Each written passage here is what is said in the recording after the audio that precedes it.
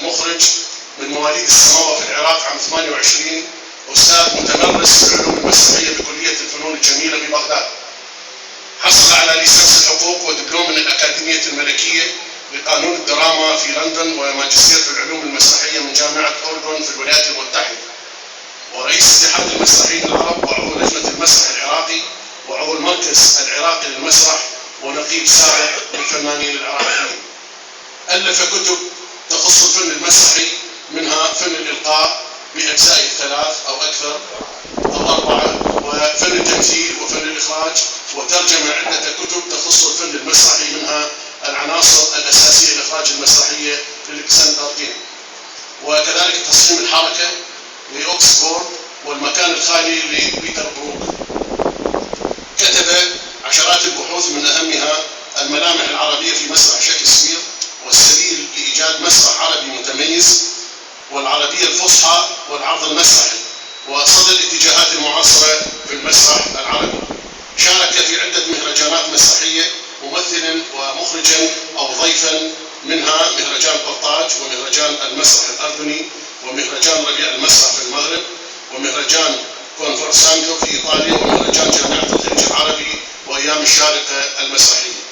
حصل على الكثير من الجوائز والأوسمة، منها جائزة التتويج في مهرجان قرطاج، وسام الثقافة التونسي من رئيس جمهورية تونس، وجائزة الإبداع من وزارة الثقافة والإعلام العراقية، جائزة أفضل ممثل في مهرجان بغداد للمسرح العربي الأول.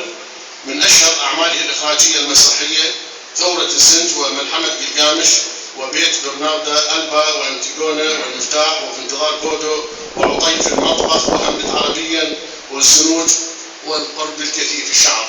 هذا جزء من بعض أعمال أستاذ سامي. ومن أفلامه السينمائية من المسؤول 56 إخراج عبد الجبار ولي، ونبوخذ 62 إخراج كامل العزاوي، أول فيلم عراقي ملون، وفيلم المنعطف عام 75 إخراج الراحل جعفر علي، وفيلم الأسوار 79 إخراج محمد شكري جميل، والمسألة الكبرى 82 إخراج محمد شكري جميل، والفارس والجبل 87 إخراج محمد شكري جميل، وكرنتينا للمخرج عدي رشيد.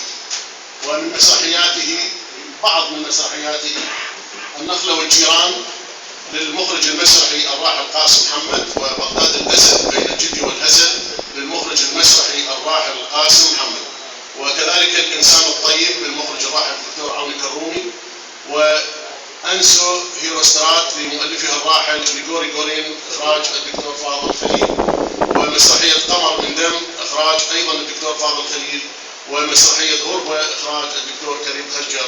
تحياتي لك دكتور كريم، وأنت الآن ضيف هذه الجلسة.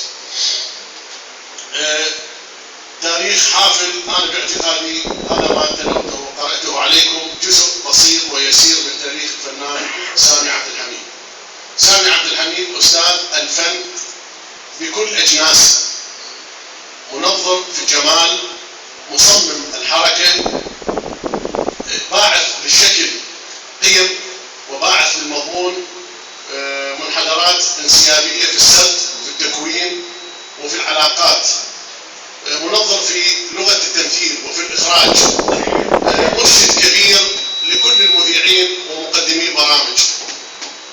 هو يحسن ويعرف بالضبط من أين يتم تأثير المذيع ومقدم البرامج على المتلقي.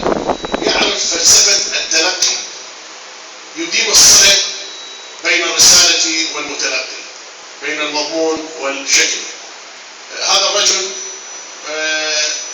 كان له حضور كبير في الفن العراقي ويبقى، ونتمنى من الله العلي القدير أن يمنح له صحة وعافية في التواصل وفي الاستعداد على مساعدة الآخرين، لأنه مدرسة للجميع بدون استثناء. عاصر الكبار واشتغل مع الكبار والوسط والصغار، لا زال في المنهج متمسك، لا زال في الالتزام متمسك، لا زال ينبض حبا واعتزازا لبلده ولمجتمعه ولشعبه ولفنه الأصيل. الآن يشرفنا بكل اعتزاز وفخر وتباهي أن يعتلي منصة الجواهر الأستاذ سامي عبد الحميد ليتحدث إليكم ما يراه مناسبا عن تجربته